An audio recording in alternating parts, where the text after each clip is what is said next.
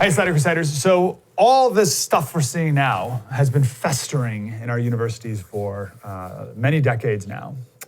We went back to the Frankfurt School in the 30s, so you can say 90 years, geez. And there's people who have been working on fighting this for a long, long time. And I think a lot of people are like, oh, what are you guys doing? It's just on college campuses. It'll never leave. And what's the big deal? And, well, they saw it. Robert Shibley's here. He's the executive director of FIRE, the Foundation for Individual Rights in Education. Mr. Shibley, how are you, sir? Doing great. Thank you for having me. Now, you guys have been yelling FIRE for a long time, and alas, here we are. Let's go back, sir. Your founders of FIRE wrote The Shadow University, The Betrayal of Liberty on America's Campuses, wrote it in 1999. What did these guys see going on 21 years ago that made them write this and led us to where we are today? Well, they had seen the effects of sort of the first big wave of political correctness, which came around the 1990s, where it really started to become noticeable to people, even in Congress. There were some hearings about it. And they had been concerned about the problem. One of our founders, Alan Kors, was now a retired professor at the University of Pennsylvania who teaches history. And the other, a civil liberties lawyer in Boston, R.V. Silverglate. And they had gone to college together and realized that the college experience now was not the same as the one they had had growing up, that sort of trademark freedom that everybody expected out of college was no longer in evidence.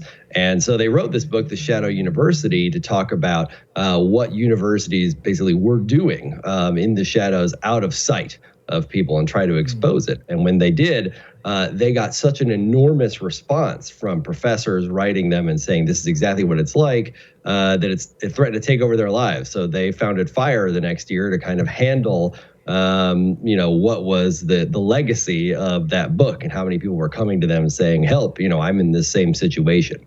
And unfortunately, while some of the problems that described in the Shadow University, like speech codes that were actually labeled speech code, like you could look it up and, in the, that was considered a sort of a progress, a progressive type of, rule that colleges could put in place to make people more comfortable. Those are mostly gone.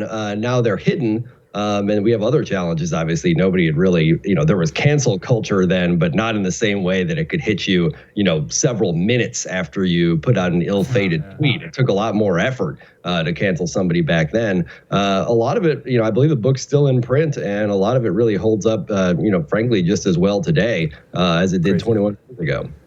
Can you paint a picture of what universities used to be? It's been so long since they've been. So what do they used to be? And I'll give you a little devil's advocate to start off with. Like, a woke person today would say, "Oh, you mean the universities that only used to serve rich white men and would never right? So and would only read dead white oppressing colonial. That's the university you want to go back to, Robert?"